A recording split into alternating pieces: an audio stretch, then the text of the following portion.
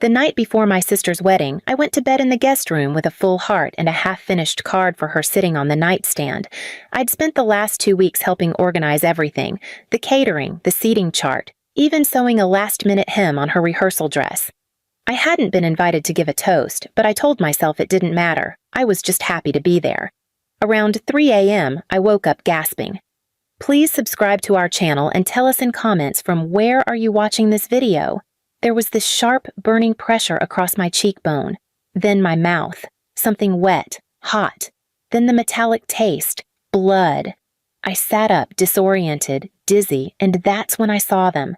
My parents, standing over me with my sister's silver centerpiece vase in Dad's hand. Mom didn't even flinch. "Serves you right for trying to upstage your sister," she hissed. "Let's see them take pictures of this face tomorrow." I choked. What are you talking about?"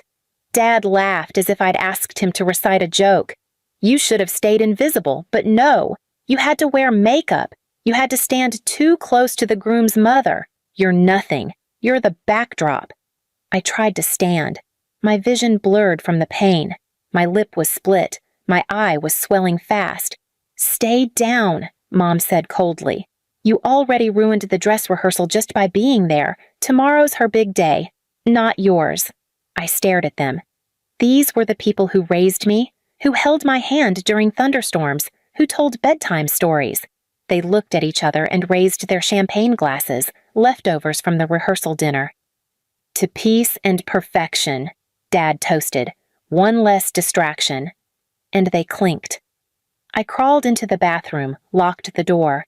My hands shook as I turned on the light. The mirror made me scream. My cheek was deep red, swelling fast. A jagged gash ran just above my eyebrow. Blood dripped from my lips. I looked like I'd been mugged. I couldn't tell anyone. Not yet. Not in that house. I curled up on the bathroom floor, holding a towel to my face. I didn't cry. Not even once. That scared me more than the injury. I felt nothing. Just cold. In the morning, my sister banged on the door. "You better not make a scene. Don't you dare ruin this." Mom's voice joined hers. "You either come out and put on that dull gray dress we picked for you or you leave. Quietly." I opened the door. They all recoiled. "Oh my God," my sister muttered.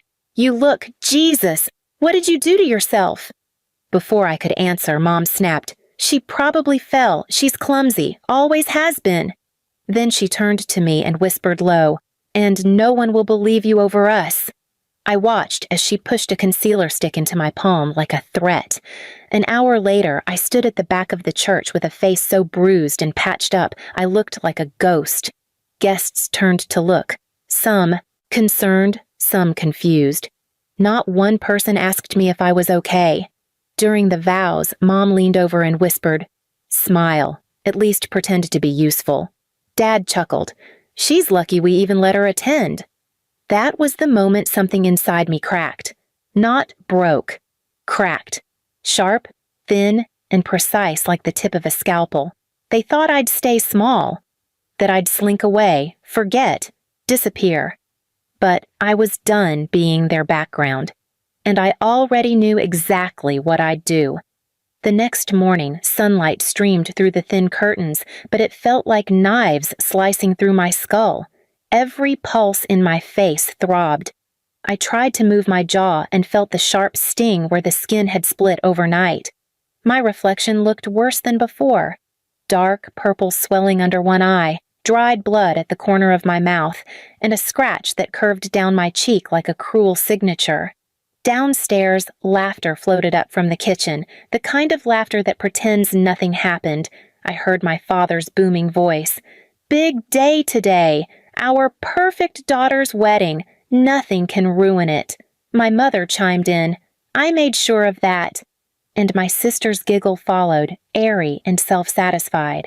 I sat there frozen, hands clutching the edge of the bed. The anger didn't come in one hit. It built in quiet layers, shock first, then confusion, then disbelief, until finally something deeper settled in, something colder than rage. I stood, washed my face with cold water, and wrapped a scarf around the bruises. When I went downstairs, Mom looked up from the table and gave a rehearsed gasp. "What happened to your face?" she said, loud enough for the caterers to hear. "You should have been more careful walking in the dark." Dad sipped his coffee. "Maybe clumsy runs in the family," he muttered, eyes sparkling with mock amusement. I wanted to scream the truth. I wanted to pull the vase out of the trash and shove it into the middle of the breakfast table and shout, "This is what you did to me." But I didn't, because I remembered how fast they rewrote stories, how easily they turned me into a liar.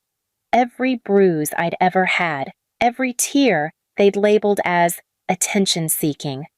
No one believed the invisible daughter. So I sat, quietly, and watched. When we arrived at the wedding venue, a lakeside hall with crystal chandeliers and white roses everywhere, I stayed at the edge of the crowd. My sister, glowing in her designer gown, walked down the aisle arm in arm with Dad, the same man who'd nearly broken my nose 12 hours ago. Mom followed proudly, whispering to guests, "Both my girls look radiant today." I saw the pitying looks people gave me. They thought I'd had an accident. Some whispered that maybe I was jealous and cried myself swollen. No one asked for the truth. They never did. After the ceremony, I stood near the catering tent while everyone toasted champagne. My sister's husband lifted his glass to my parents. "You've raised the most beautiful woman I've ever met," he said. Everyone clapped. My father turned and raised his glass too, looking straight at me. "To family," he said with a smirk. "Even the ones who try their best not to ruin photos." The crowd laughed. My stomach twisted. Mom leaned toward a group of women and whispered loudly enough for me to hear. "She used to be pretty, before she stopped taking care of herself. Always wanted to steal her sister's spotlight." Their giggles cut deeper than any bruise.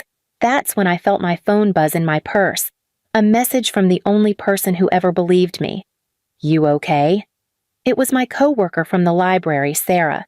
She'd seen me leave work early yesterday to come home for the wedding.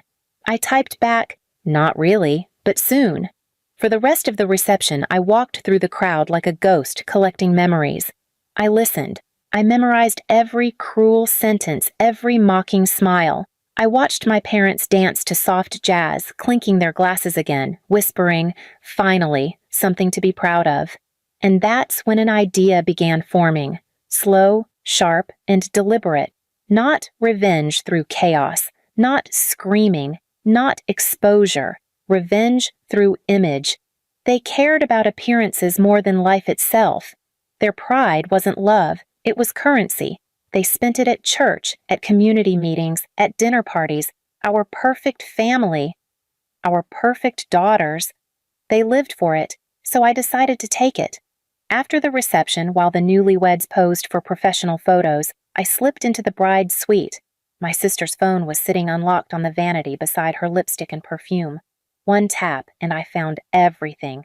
Her message threads with her friends, her fiancé's bachelor party photos, the not-so-innocent texts between her and the wedding planner.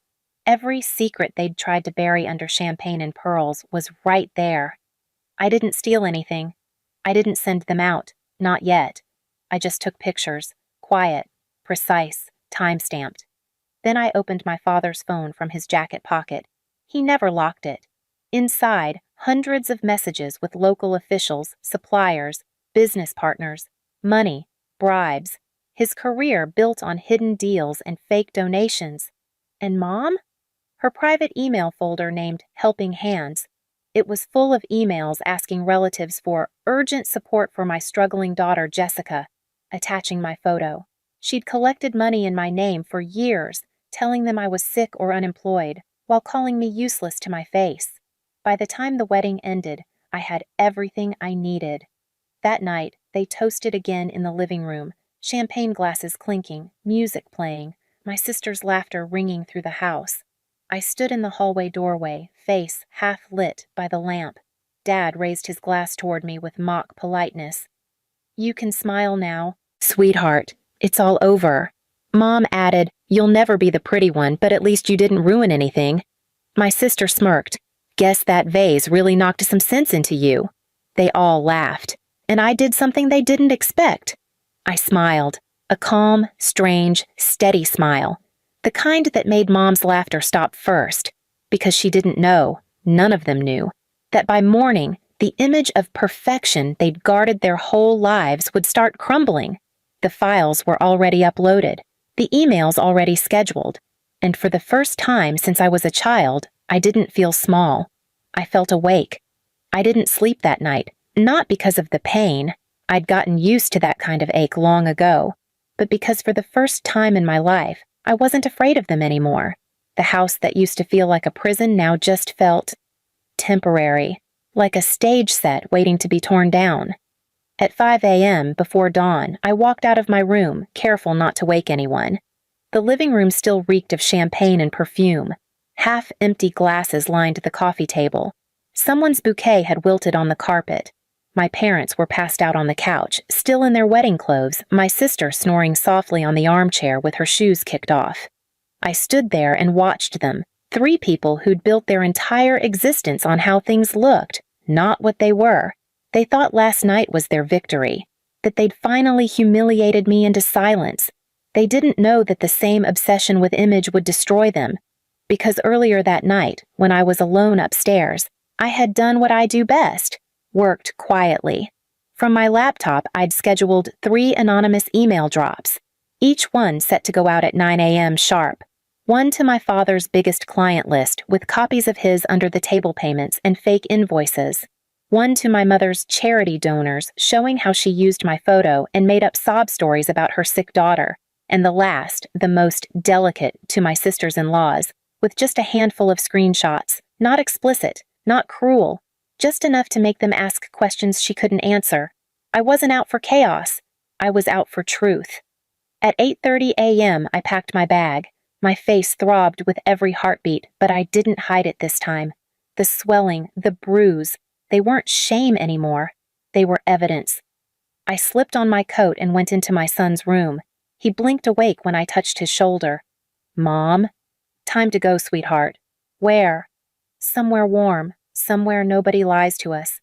He nodded without a word, trusting me completely, the way only a child who's seen too much can. We left before anyone stirred. The morning air bit cold, but it felt cleaner than it ever had. I didn't even look back at the house. At exactly 9 a.m., as we waited at the bus stop, my phone started vibrating nonstop. 1 notification, then another, then hundreds. Dad's clients, Mom's donors, my sister's new-in-laws, all of them replying, calling, forwarding, demanding explanations. Within hours, everything they'd built began to unravel. By noon, Dad's office was in meltdown. A client leaked one of the payment threads online. Nothing illegal on my part, just truth that couldn't be spun. His phone was still ringing when I saw the news alert. Local businessman under investigation for falsified donations. Mom's Helping Hands Foundation's website went offline by the afternoon. One of her donors, my aunt, had posted screenshots of every fraudulent email Mom had ever sent. She lied using her own daughter's name, she wrote. She said the poor girl had medical bills. Turns out the girl was never told. And my sister? By evening, her husband's family canceled the honeymoon. The photos of her texting the wedding planner spread through the small-town gossip circles like fire in dry grass. None of them called me. Not once. Instead, by the second night, my phone buzzed with a single message from Dad. No greeting, no denial, just 5 words. "You think this fixes anything?" I typed back slowly. "No, it just shows it was never broken, only fake." And I turned off my phone. The weeks that followed were quieter than I expected. My son and I moved into a small apartment above Clara's bakery, the same Clara who'd given me my first real kindness months ago. She didn't ask what happened. She just left a blanket folded on the couch and said, "New start means no explanations." I took a job helping her manage the books.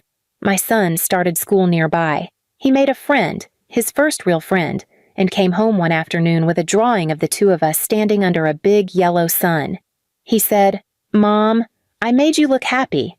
I laughed, really laughed, for the first time in years. 2 months later, I received an invitation in the mail. No return address. It was a photograph printed on expensive paper. My parents sitting in their once proud living room, now half empty, auction signs visible through the window. My sister sat beside them, mascara streaked, expression hollow. Across the photo, in Mom's handwriting, were the words, "Are you happy now?" I pinned it to the refrigerator, not out of spite, out of remembrance, because happiness wasn't watching them fall. Happiness was knowing they couldn't hurt me anymore. One evening, after closing the bakery, Clara found me sitting on the porch steps, staring at the sunset.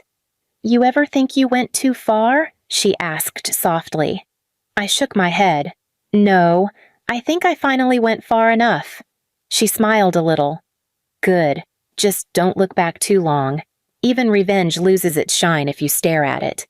I looked toward the horizon, the last of the light hitting my healing scar. It didn't bother me anymore. It wasn't ugly now. It was a map, proof of what I survived, proof that I could endure and rebuild. A year later, I opened my own small cafe in town, part bakery, part art space. I called it Glass and Grace. People always asked about the name. I'd smile and say, because both can break, but only one reflects light afterward.